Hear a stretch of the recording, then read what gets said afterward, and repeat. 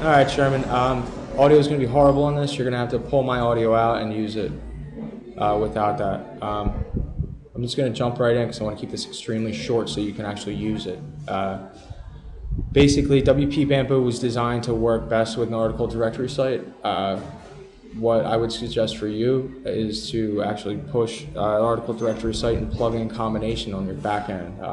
It's a really good idea. It'll work really well with this setup. However, to address content, we started off with an RSS feed. It's a real simple setup. First, you activate it clearly. You go through. You schedule how often you want it to pull and post those how often you want it to pull and post those feeds. You decide. Well, you use the drop-down box. You do. I like to go aggressive with every 6 hours, but you can go once a day, however you decide. Then from there, you click Force Modification if you want it to pull and post those RSS feeds immediately. And when you're done, you always click Update Options. Panda Food is where the unique content comes into play. Effectively, what it'll do, especially on an article directory site, is take tons of spam and turn it into relatively unique content by scrambling the words that are not your keywords. You've seen it done before. This is custom code. It's the bomb. It works well. It's not necessarily the best for your money site, but people may have concerns about that. But this is for your feeder sites, sites that are getting spammed up anyway. So it's mandatory, especially when you're dealing with large volume. So to continue, you always click Active to make sure it's activated. Here the user gets a choice. I decide to rewrite all the posts because that'll take what's coming in and not all the content, just in case you want static pages that you don't want necessarily scrambled. Or you could auto spin all your content.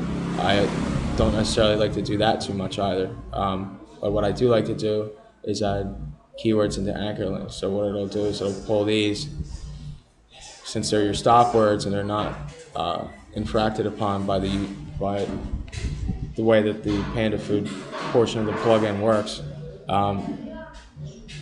Since they're still there, they'll turn those into contextual links all throughout the site. So it's win-win. It's good stuff. Always click Update Options. Comment Sniper is a place where you can upload your own pre-formatted comments. This is a good benefit because you can actually make your site look a little bit more robust. You can put relevant comments that people might actually want to see. Not to mention the inherent link juice that's available from backlinking to your own money sites. So this is really easy to use. Activate it always. This is where you upload your pre-formatted comments. I have a comments file here. Comments. That needs to be formatted 1 comment per line. I would recommend just leaving this at default because it's do not process one previous day, max interval of 30 and 90. Just leave that as is. And then you make sure you put in your URL so it knows what to populate in the author field. And from there, if you want to force that right then, you go ahead and click Force Modification, and then you would update from there. Update options. Link Sniper actually goes through and it cleans up all the links that are placed on your site wherever you tell it to look. It's particularly handy for once again article sites in that it will go through, and if there's any links that are posted within an article or what have you, it'll pull those.